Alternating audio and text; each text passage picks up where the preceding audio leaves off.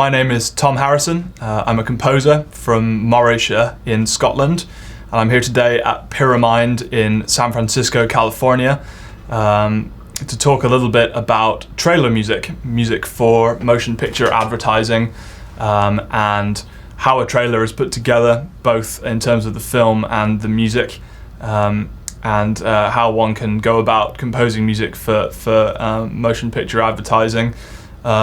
Mostly I'm going to talk just about the basics, and just to give you an overview of how it all works. And if you're interested in finding out more on this subject, then please do sign up for my mentorship sessions with Pyramind, and I'd be happy to help you with your music that you're working on, and help you learn more about what it is to be a composer for film trailers. So, first of all, I'd like to talk a little bit about the basic overview of trailers. Generally speaking, we tend to think of trailers in what we call the 3-act structure, which is a term you'll hear. Basically, a film trailer is broken into 3 acts, and they usually last, the whole trailer usually lasts about 2.5 minutes if we're talking about a film trailer. Now, there are teaser trailers and television promo versions of trailers, and that's sort of another story, so maybe we'll get to that later. But for our normal sort of 2.5 minute film trailers, generally they're broken into 3 acts. Essentially, Act 1 is the exposition, where we learn sort of roughly what's going on in the film. Maybe we meet the main character, and the music is generally sparse and quiet and sort of intriguing, mysterious, open, and light. Often it's sort of these days the trend is a sort of a light piano, just sort of playing very softly and just sort of drawing the viewer in. And what you have to remember is trailers are designed to sell the film. The idea being that, if you've made a film for millions and millions of dollars, you need to convince people, as the film studio, you need to convince people to come out of the house and go to the cinema and, pay $15 for a ticket and $10 for popcorn and whatever it is. So the trailer is there to sell the film to the viewers. So Act 2 generally is sort of a development of what's going on. Maybe we meet some more ancillary characters. Maybe we meet the bad guy for the first time, and we find out a little bit more about what's going to happen in the film. Musically, a bit of a pulse comes in, usually a bit of tension, and maybe some sort of violas doing the sort of kind of staccato type figures, ostinatos and things like that to build the tension a little bit. But we're still sort of living in a fairly quiet world at that point. And then often at the end of Act 2, sometimes it sort of builds to a climax and stops. And maybe there's in some films maybe there's a joke, or sometimes it's just a little bit of dialogue. Maybe if it's a disaster movie, maybe Morgan Freeman says, "My God," and then we go into Act 3, which is a climax. And Act 3 in any trailer is almost always just sort of enormous and bombastically loud. I think as a composer, you can really sort of throw any instrument in that you think is cool. Don't hold back, I think is the message. Certainly big taiko drums, pretty much always there, bashing away, and I like to use a lot of electric guitar, sort of heavy distorted electric guitar, as part of my personal sound. But and in terms of the film, in Act 3, usually it's it's your destiny. You are going to win the battle, and there's going to be goblins and orcs and just big climactic things like that. you know, musically, you know, as loud as possible, as sort of heavy as possible, and that's when your skills as a mix engineer are really going to come into play.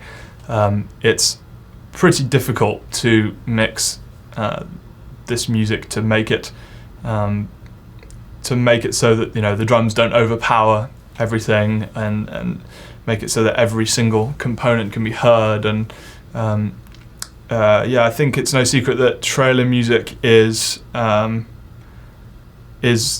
one of the harder areas of the film music game, just because from my point of view, it's just, you know, mostly because it is just so difficult to mix, because it's just so huge, and the note you always get is, well, can it be louder, can it be bigger, can it be more exciting? And you know, if you produce music, you know that there's only so far you can go before you start hearing all sorts of distortion and things like that. So you have to really learn how to EQ everything properly so that everything sits in the right place, and you know, it's not like doing a scene in a film that's just sort of quiet all the way through, and you can just sort of, you know, pad your way through it with a synth pad or something, and there's a real skill to that too, but there's something about doing trailer music that is particularly challenging.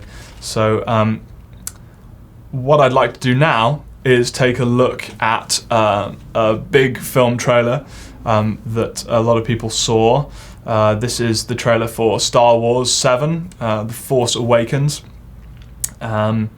So I want to go through this and show you what I'm talking about in terms of the 3-act structure, and really show you how this works here. So we're going to watch Act 1 now, first of all, and pay attention to not only the story, but the use of just that light, high register, sparse piano, and just some strings in there as well, but keeping very quiet and sort of staying out of the way.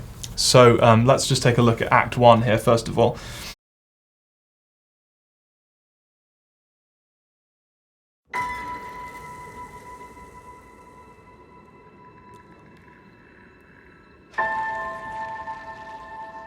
Who are you?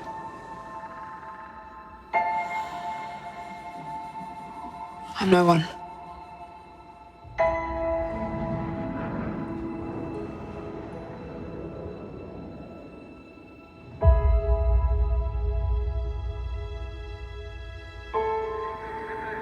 I was raised to do one thing,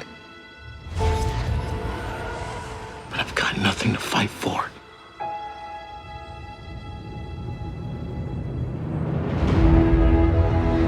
Nothing will stand in our way. I will finish what you started.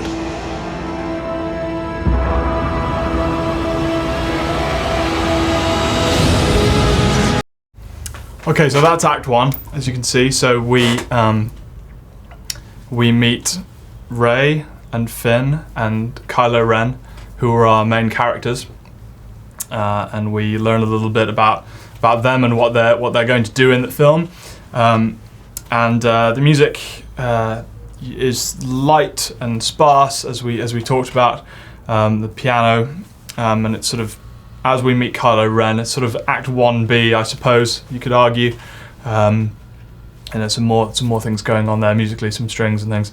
And then we have a build that builds to a stop, and we then go into Act 2, which I am a big Star Wars fan, but forgive me if I get the names of the themes slightly wrong. I know Star Wars is a film that many people are very passionate about, and I apologise if I get the names of the themes slightly wrong.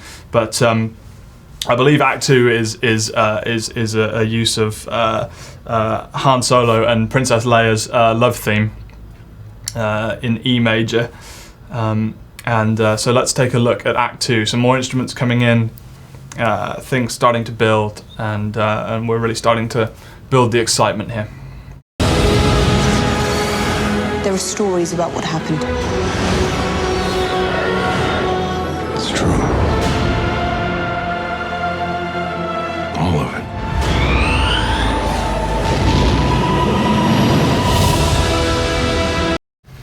Okay, so that's a relatively short Act 2 section there. We start to build, we start to hear, in the case of, obviously this is such an iconic film, I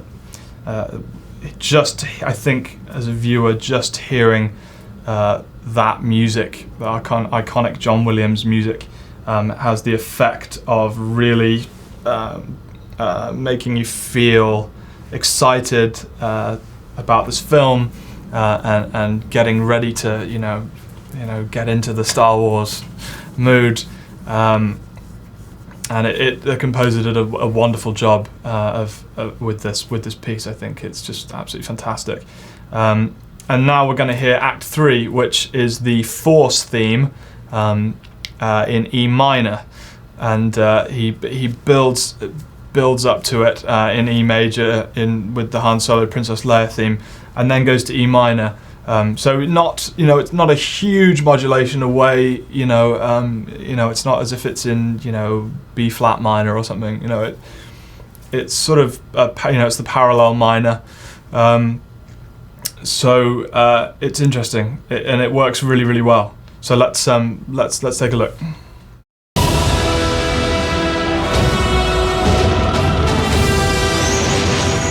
The dark side.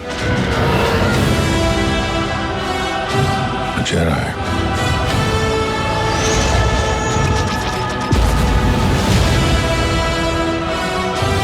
They're real.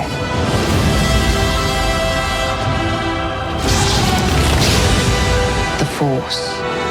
It's calling to you.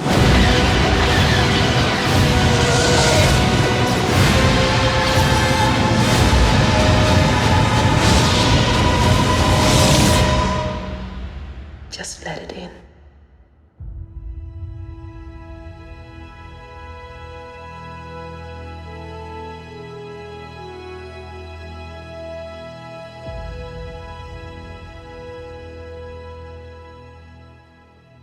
So it's just absolutely fantastic. The way that he just was able to have the whole orchestra come crashing in, and you hear those big drums, the taiko drums, and the brass really pounding out, their stuff, and it's just brilliantly done. And you can see that really, there's all these battle scenes and all this excitement, and the idea is just to really build up the audience's excitement for the film. And I mean, I think when I watch that, I've already seen the film and I'm still excited, so it's very, very well done. And I think what's interesting too is he builds up to a dominant chord of B, getting us ready to come back to the tonic, and then delays the resolution by going back to the subdominant again and back and back. So if you think he's going home to the tonic, but actually delays it with the build, so that by the time we get to the title card, Star Wars, we just can't wait to get back to E minor. But even better than that, he does a Picardy third, which is a sort of technical music thing, also known as a tierce de Picardy, where instead of E minor we hear E major, which comes as an amazing sort of resolution that's just it's sort of breathtaking, actually, especially the way he's orchestrated it. So I just want to show you that turnaround there, the delayed resolution. Let me see if I can find the right spot here. So Force. It's calling to you.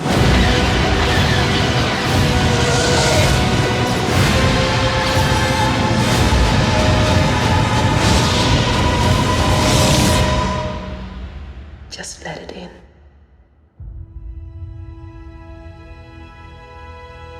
And notice the gap there as well, like I talked about, the big build to a stop. We're hanging, we're waiting, and then we hear the final the final thing here. And this is the tag. So a trailer, Act 1, Act 2, Act 3, tag. Now this is really important. When we see Star Wars, The Force Awakens, what he's done here is treated it as if it was almost a jingle for the film, almost like an advertising campaign, which of course it is, where we would see the company logo and the little jingle, and what he's done here is he's for the first time in the piece used the Star Wars main theme, right,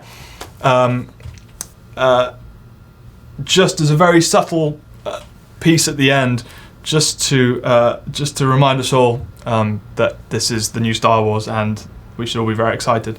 And it when you hear that theme, it sort of brings back all the nostalgia and memories. And it's been done with the Ghostbusters film that was released recently, and others, Jurassic Park and James Bond, and they all in their trailers had a call back to those themes. In the James Bond Spectre, I believe it was done it was either on glass bottles or a glockenspiel type sound. Again, very subtle, but just a little bit of that theme at the end there, just to make you get excited for the film. So anyway, thank you ever so much for watching this video. My name is Tom Harrison, and this has been a video all about how trailers are put together, the 3-act structure, and particularly looking at the trailer for Star Wars: The Force Awakens. If you'd like to find out more about trailer music and how you can go about composing music for film trailers, then please do sign up for my mentorship sessions on Pyramind.com, and I hope to see you soon. Thanks. The Pyramind Mentorship Network connects you to experienced professionals for truly customized private training in music production, sound design, music business, and more. Use our scheduling tool to select the type of training you want. Pick your mentor. Find a day and time that works best for you, then book your session. Your appointment will be confirmed instantly. Study only what you want. Progress at your own pace. Pay as you go. And do it all from the comfort of your home or studio. Our global network of industry experts are here to help you. Visit Pyramind.com/mentorship to get started.